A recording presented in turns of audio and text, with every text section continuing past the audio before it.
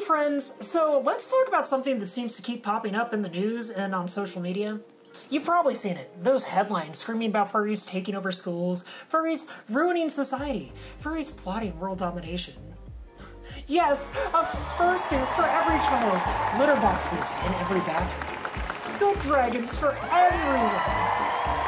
It's like we've suddenly become the world's favorite scapegoat for everything going wrong. The way some folks are talking, you'd think we're leading some kind of global conspiracy involving fursuits, secret meetings, and maybe even some underground layers. I mean, I get it. Furries are mysterious, we're quirky, and yes, we are kind of fascinating, but world domination? Really? That's a little bit of a stretch, don't you think? But here's the deal. These headlines and news stories aren't just random misunderstandings. They're a part of a larger trend where certain groups, and in this case the furry community, are being used as political pawns in a much bigger game. This is not the first time a subculture has been misrepresented, and unfortunately it probably won't be the last.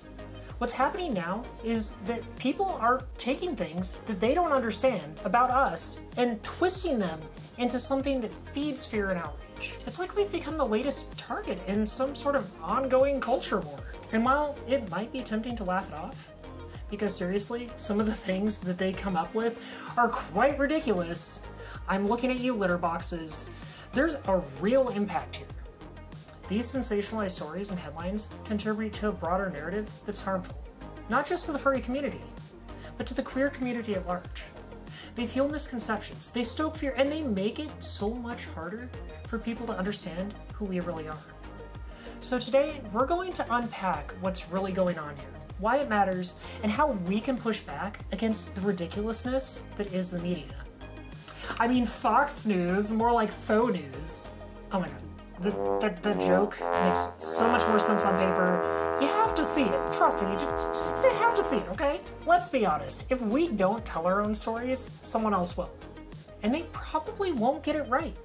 So buckle up, friends, because we're about ready to dive deep into the world of the furry fandom, media misrepresentation, and the culture war that's put us in the spotlight for all the wrong reasons. Before we dig into the heavy stuff, let's start with a little history lesson. Welcome, class, to Ash's abbreviated history of the furry fandom. The furry fandom didn't just appear out of nowhere. It's a community that's been growing steadily since the 1980s. Born from a love of anthropomorphic animals. You know, basically, animals with human-like traits. It might sound niche, but this fandom has blossomed into something that's just so much bigger than anyone could have ever imagined back then. What started as a small group of artists and enthusiasts has now turned into a global phenomenon. We're everywhere, friends. You know, our conventions draw thousands of attendees, and our online spaces are so vibrant with creativity and community. Yeah, that's the end of the class. Sorry, not a professor. Just a coyote. One of the most fascinating things about the furry fandom is just how diverse it is. Thanks to research from Fur Science, yes, an actual group of researchers who study the furry fandom, not a mad scientist lab full of furries in lab coats. Though I do think those exist too. We know that over half the people in this community identify as LGBTQ. That's a huge deal. We're talking about a fandom that's not just welcoming to queer folks, but one that's built on the values of inclusivity, acceptance, and self-expression. It's one of the reasons why so many people, myself included, are drawn to this community. It's a place where you can just be yourself without fear of judgment. And the growth? It's been nothing short of explosive. It's clear that we're only getting bigger. With the rise of the internet, the community has become more connected, more visible, and more active than ever before. But with that growth has come a certain level of scrutiny. The more people who know about us, the more they want to understand. Or, in some cases, the more they want to misunderstand.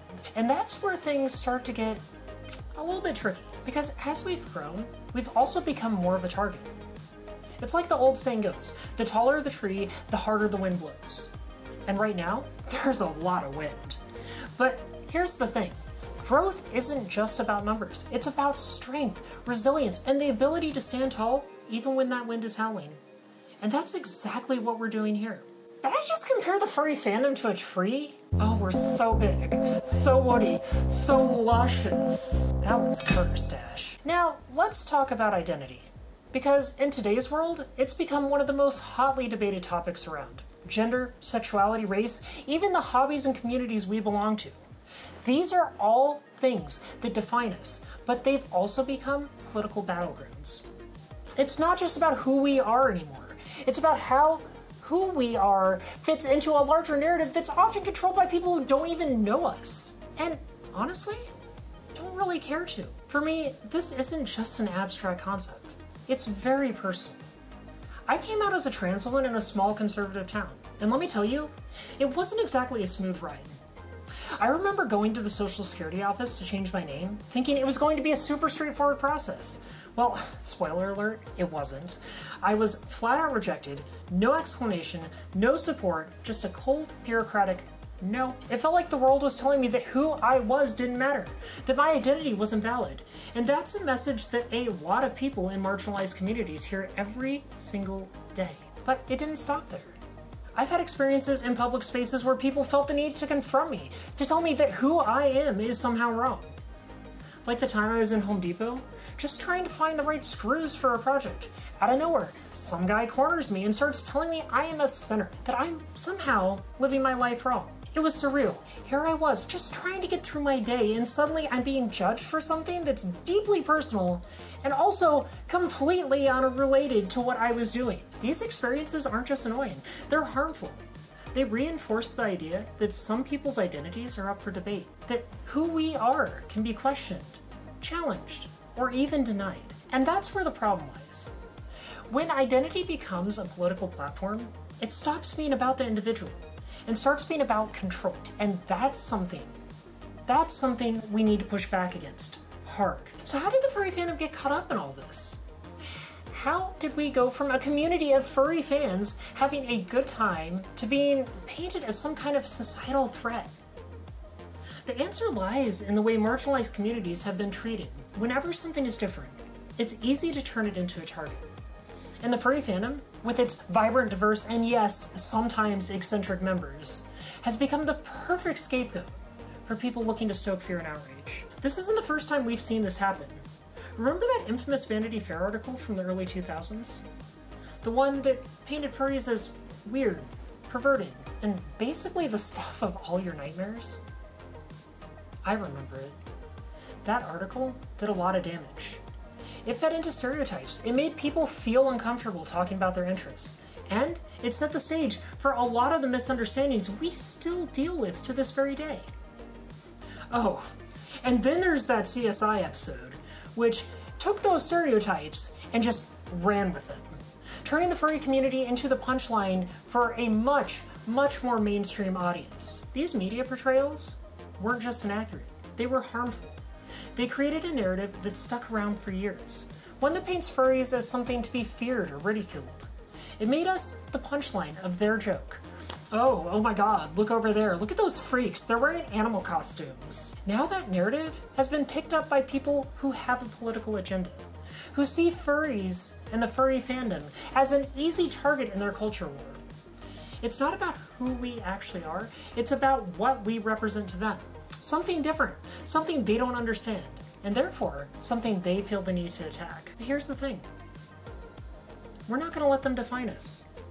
The furry community is so much more than the stereotypes, so much more than the sensationalized stories you've seen on TV. We're artists, we're creators, we're friends, we're family. We're people who have found a place where we can be ourselves, where we can express our identities in ways that feel right to us. And that's something worth defending. Let's zoom out for a second and take a look at the bigger picture. This kind of scapegoating isn't new. It's a tactic that's been used for centuries. Pick a group, any group that's different, any group that stands out, and turn them into the other. Throughout history, marginalized communities have been blamed for society's problems, whether it's the LGBTQ+ community, immigrants, or religious minorities. And now, it's the furries' turn in the spotlight. Oh boy, wow, they are really scraping the bottom of the litter box now. Ash, you should really reconsider how cursed you're being right now. But why does this happen? Why do people feel the need to target those who are different? A lot of it comes down to fear. Fear of the unknown, fear of change, fear of losing control. When people don't understand something, it's easier to label it as dangerous or wrong than it is to take the time to learn about it. And when those fears are stoked by those in power, it creates the perfect storm of misinformation and hostility. This pattern of marginalization is deeply ingrained in our society. It's why we see the same tactics being used again and again, misrepresenting communities, spreading lies, and creating a sense of us versus them. It's a way to divert attention from the real issues, to shift the blame onto somebody else. And you know what? It's incredibly effective. Because it plays on people's most base instincts. The need to belong, the need to feel safe, the need to protect what they know. But just because it's effective doesn't mean it's right. It's incredibly harmful. When a community is demonized in the public eyes, it opens the door to discrimination, violence, and a whole lot of unnecessary suffering. And that's why it's so important for us to fight back, to stand up and say, no, this isn't who we are, and you don't get to define us. Because if we don't, that cycle will just continue, and more people will be hurt in the process. So, what can we do about it? How do we push back against this wave of misinformation and reclaim our narrative? Well, the first step is education, like what I'm doing. And I'm not talking about hitting people over the head with facts and figures, or smacking them with a fursuit paw, although that might help. I'm talking about having real, honest conversations, sharing our stories, our experiences, our passions, showing the world that we're not some monolithic group of weirdos, well, maybe I am, but we're a diverse community of individuals who all bring something unique to the table. The more people who see us for who we really are, the less they'll be swayed by the sensationalized stories and stereotypes. We need to be out there, telling our own stories in our own words. Because when people get to know us, like really get to know us, they'll see that we're not so different after all. We're just people who love art, creativity, and community, and who found a place where we can be ourselves without fear of judgment. But education and visibility alone aren't enough. We also need to support each other to build and strengthen our communities. One of the things that makes the furry fandom so special is that sense of belonging it offers. It's a place where people can find friends, chosen family, and a sense of identity that might be missing in other parts of their lives. That's something that's incredibly powerful, and it's something we need to protect and nurture. This is what can happen when you just accept what the media tells you at face value. We've learned there have been reports at Nebo Middle School that students are getting mistreated over this topic. There was some kids dressed up as animals, and I heard that another kid got bit by one of them. There's a lot of speculation surrounding the protest that happened at Nebo Middle School Wednesday morning. Nearly 75 students and parents showed up facing the school, saying they're unhappy with how administration is handling reports of harassment. It's ridiculous when kids are dressing like animals and licking and biting people. I just don't think that's okay. It's crazy that it's escalated to this point where these kids are being so distracting to their peers that their peers want to stage a walkout, or to have, the next generation kind of muddy our name and not represent it very well. It is kind of disappointing. See what I mean? We need to stand up against the lies and the hate. It's not easy and it can be exhausting, but it's necessary. We need to call out misinformation when we see it, challenge the stereotypes, and push back against the narratives that are being forced upon us. And we need to do it together as a community. Because when we stand together, we're stronger. And that's something no amount of disinformation can break. At the end of the day, this isn't just about furries. It's about standing up for all marginalized communities. For anyone who's ever been made to feel like they don't belong, it's about pushing back against the disinformation and the hate that's trying to tear us apart. Because here's the truth. We're all in this together. Whether you're a furry or a member of the LGBTQ+ community, an immigrant, or anyone who's ever been on the receiving end of prejudice, your story matters and it deserves to be heard. So here's my call to action. Be critical of what you hear. Don't just accept the headlines and the sensationalized stories at face value.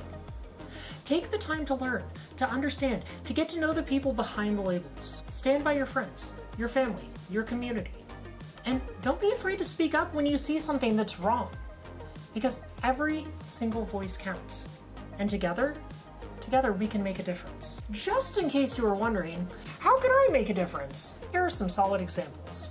Maybe the next time your coworker asks what you're doing on that long weekend trip that you were telling them about, Just be like, hey man, I'm going to a FurryCon. Or maybe the next time somebody asks you what you're drawing in your sketchbook, you just tell them, oh, it's just some furry art. You want to see? Simple connections make all the difference. They allow people to see us as people, the people they know and love. And who knows, maybe you'll find a few fellow furries along the way. That's all I have time for, folks. Thank you so much for watching. Stay fierce, stay fabulous, and keep being awesome. If you want to help support the channel, please consider subscribing and heading on over to my Patreon. And if I don't see you there, catch you in the next video, friends. Goodbye!